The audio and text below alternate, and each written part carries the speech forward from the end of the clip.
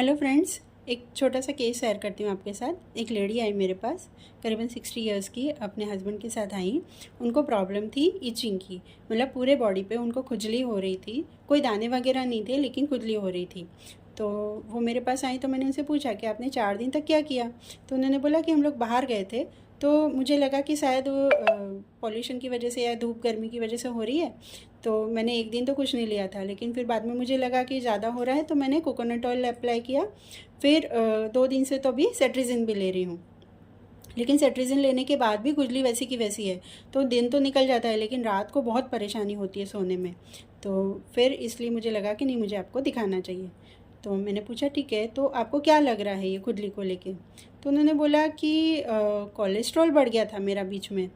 तो कोलेस्ट्रॉल की वजह से होती है क्या, या फिर एक आंवले की गोली भी मैंने शुरू की है, लेकिन हाँ वो तो मैंने 4 दिन से ली ही नहीं है, तो उस अगर उसका होता तो कम हो जाती।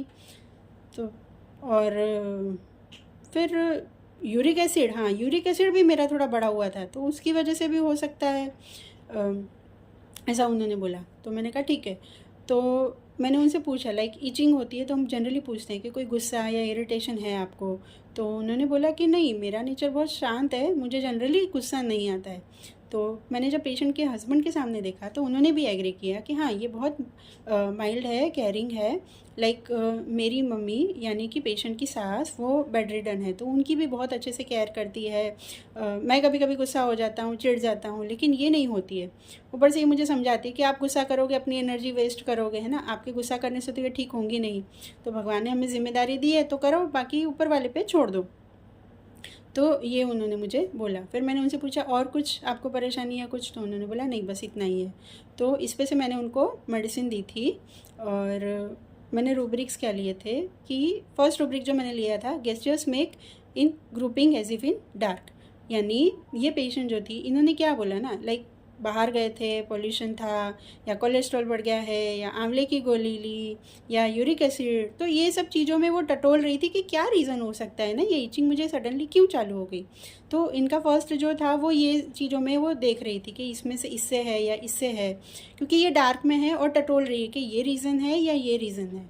तो ये फर्स्ट रूब्रिक था मेरा। Second rubric was mathematic ability for.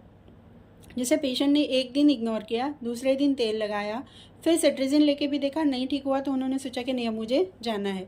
ठीक है, फ्रिवुलस नहीं थी कि भाई नहीं ये करा वो करा, ऐसे नहीं था। स्टेप बाय स्टेप गई, उनको लगा नहीं 4th डे अब मुझे दिखा देना चाहिए, तो वो दवाई लेने आई।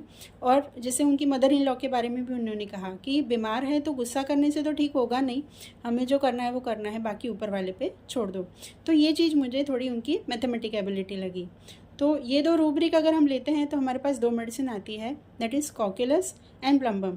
लेकिन जो पेशेंट की पर्सनालिटी थी, केयरिंग, माइल्ड, है ना, तो ये इस पे से सीधा मैंने कॉक्युलस दिया था, क्योंकि प्लम्बम जो होता है वो हॉटी होता है, कुछ ना कुछ उसमें हमें ऐसा फेनिंग सी या ऐसा कुछ मिलता है, तो ये मुझे नहीं लगा, इसलिए मैंने उनको कॉक्युलस दिया था। कॉक्युलस 30 दिया था। 4 डोज ही दिए थे, दिन में 2 बार ऐसे करके लेने को, और मैंने बोला था 3rd डे आप मुझे एक बार कॉल करना। तो जब उन्होंने कॉल किया तो उन्होंने बोला फर्स्ट डोज से ही बहुत रिलीफ हो गया था, तो अब तो मेरी खुजली बिल्कुल ख़त्म हो गई है, तो अभी मुझे आगे कैसे लेना है। तो मैंने उनको एसएल कंटिन्यू करने को बोला, और फिर बोला कि अगर कुछ रहता है तो आप मुझे दिखा देना। तो ये केस था। आई होप आपको पसंद आएगा, and thank you for watching. पसंद आए तो प्लीज़ लाइक ज़रूर करना। Thank you.